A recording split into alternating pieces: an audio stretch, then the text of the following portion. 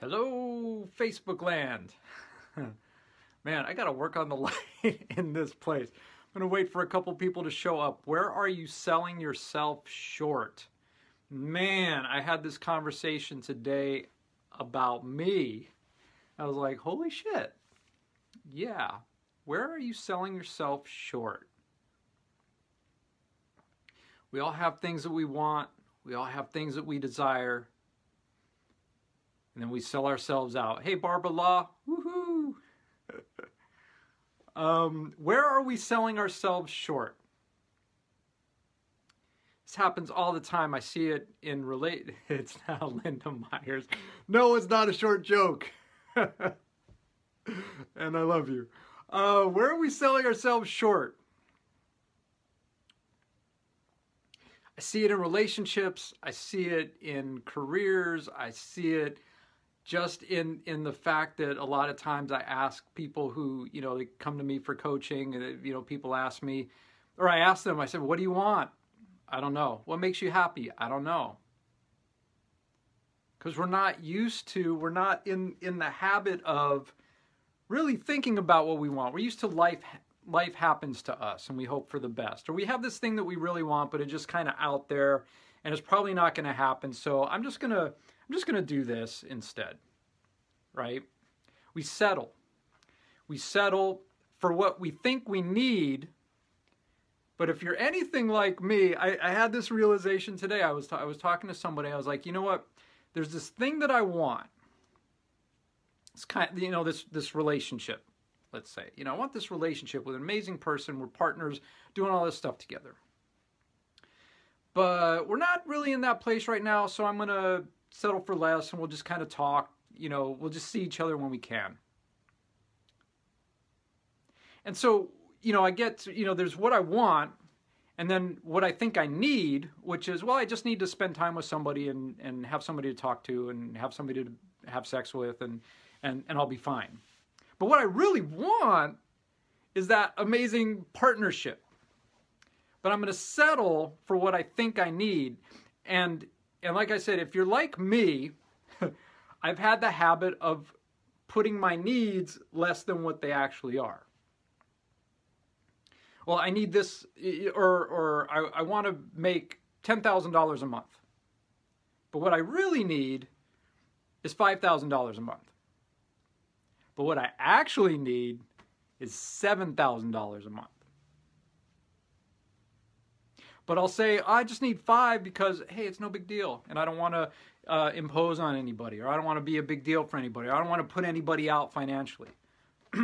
Or in relationships, it's like, we get in relationships and we have these dreams of this like amazing marriage or partnership. And then things get stale. And then we just kind of do our own thing. And it's like, well, we have each other that, what we need to just basically have sex, every couple weeks. We just need to, get through the holidays. We need to just, deal with this thing. And it's actually a lot less than what you actually need. You need that intimacy. You need that partnership. You need that it's the stuff that you want. The stuff that you want is actually what you need, but you're selling yourself short. I was selling myself short. So what are the things that you want? How do you want your life to look? How do you want it to feel? I was thinking about, this next year, right? This next year coming up. We're all, doing our resolutions and those of us who know have been planning this already because January 1st, you're behind if that's when you start, right? So it's next year. Speaking engagements. I have another book I'm writing. I'm launching 2 courses. I launched today the pre-sale for Man School, the online course. What do I want? I want to reach people. I want to have clients that are just like flowing, right? That are hitting their goals, that are doing some amazing stuff. I want to be traveling. I want that amazing relationship. Rhina Joy Glickman. Speaking of want, I'm always moved by the simplicity that all achievement begins with desire. Yeah. So I want that. But am I going to settle for less? Am I going to settle for, well, you know, I did this podcast and I got a couple clients and thank you, Melinda. And I'm writing this book and, you know, I want it to come out in March, but, you know, it's okay if it comes out in July. Or am I going to keep my focus on the big picture and not settle for less? Am I going to let that emotion and that drive come up behind me, come up under me, and keep pushing me forward? Am I going to do the work and work with the people that are going to help take me there? The coach that I want to work with, that has all the branding and PR stuff. Am I going to work with them? Am I going to find a way to make that happen? Or am I going to just say, you know what, that'll work itself out when it works itself out? I was talking to somebody the other day who's in a marriage, you know, 15 years, they've been in therapy. Nothing's really working. They're just kind of on autopilot. And I'm like, take 2 months off of therapy and work with me. I have a track record. I can fucking turn your shit around if that's what you both want. And it's like, okay, well, let me think about it. 15 years. I did 9 years of therapy when I was married. And we did the same stuff. And, it, you know, nothing, like I had not done the amount of work I've done on myself at that point. I take responsibility for, you know, everything that I brought to the table. And we did 9 years of in and out of therapy in one way or another. Okay. So what did I do? I took a course that showed me where I was responsible, where I had this awakening where it was like, holy shit. I've been dug in. I've been resistant. I've been defending myself instead of listening to my wife. Because I had this filter, like I got all of that, and when that was out of the way, it's like, holy shit, all she's asking for is help with the laundry. When I'm like, she's calling me a deadbeat and telling me I'm lazy. No, she wasn't. She just needed help. But I needed to get through all that. And it sounds simple now, but then when you get two people in a marriage for 15 years that are on autopilot, that simple stuff, you don't see that simple stuff. You spend 20 years at a job, you don't see the simple stuff, a job that you hate, a job that you feel that you're stuck in, but you're just riding it out. When you get wrapped up in what society tells us we're supposed to do, that's the other thing. You know, I've been basically an entrepreneur since I was 25. That was the last, like, 9-to-5 job that I had.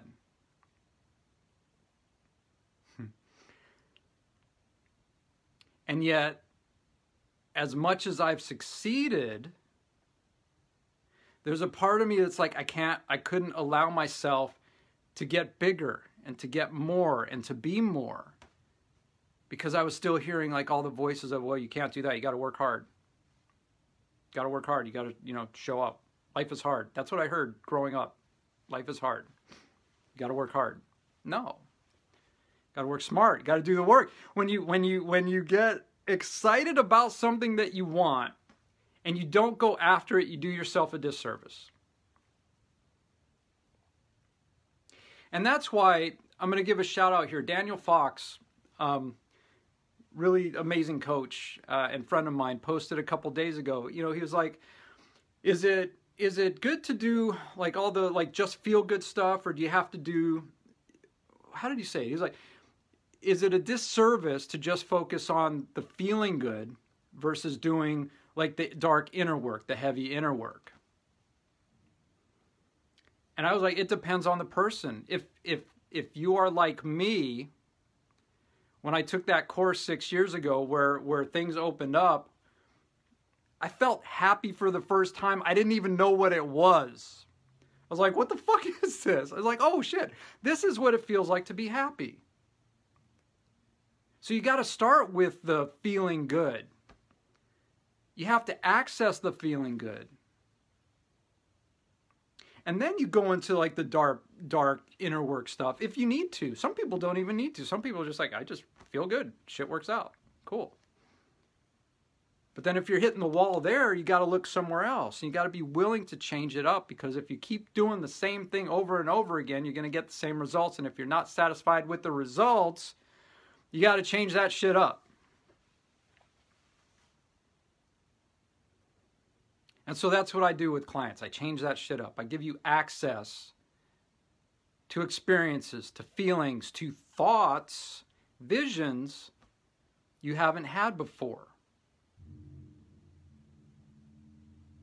And it's, you know, and there's nothing wrong with, you know, I ask people, what do you want? I don't know. Okay, well, if you did know, what would you want? Want to be happy. What does that look like? Going to the beach. Then go to the fucking beach. I live 3 hours from the beach. All right, plan a trip. I had a client do that. She planned a trip. She went to the beach. She got in a relationship, started traveling, got hired at a new job, just by doing something out of the box. So if you're feeling stuck,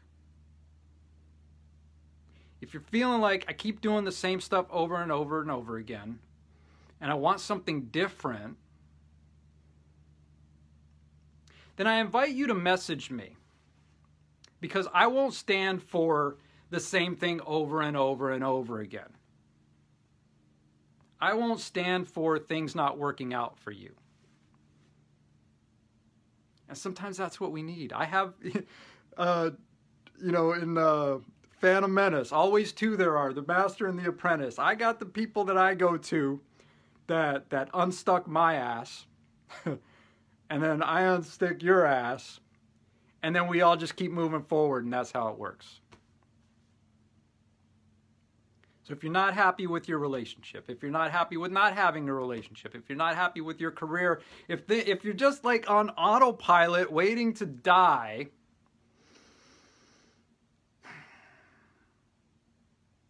or if you're just like, okay, well, you know, I can kind of get by with this. I don't want you to just kind of get by. Send me a message and let's talk. If you're a man who is like, I don't know how to talk to women, I don't know what they want. Like my friend Yasmin posted that there was a man when she was walking who asked her, is it okay if I open the door for you because some women get upset? She's like, really? Is that a thing? I was like, yeah, that's a thing. I said, I would open the door because I would just do that, and then either you say thank you or not. But at least he had the awareness to know that it might be something that would upset you. So men, I have the Man School online course that I'm pre-selling now for a ridiculously low price up until Christmas, because I want you to have that information. So we can work together one-on-one. You can do the course, you can do both. Women, I love working with you also. You can contact me here. You can check out my website, coachwithmatthewsolomon.com. Stop selling yourself short. It's time to take the stand. You don't even have to take the stand for yourself. You just got to take the action. I'll stand for you. I got enough for all of you. So thanks for watching. Thanks for sharing. Hello, Myrna. Let me see if there's any other comments that I missed. Rana Joy, it's good to get honest about who likes or is good at what in partnership. Yeah, right. Right. Sometimes in partnership, you know, there was a couple I was working with, and they were in business together, and he was good at the creative and she was good at the marketing, but they were like, but he kept trying to do the marketing and she kept trying to do the creative, and it was like, no. Do what you're good at and partner. You don't gotta, you know, fight each other. And they did, and business was took off. Their relationship took off too. Yes. And Rana Joy, I don't mind covering the laundry department. You know what? I'm good at laundry, but you can you can have that too. I just want somebody to clean my house. That's my vision for today. Thank you so much for watching. Thanks for sharing. You can reach me here or at coachwithmatthewsolomon.com. Have a good night.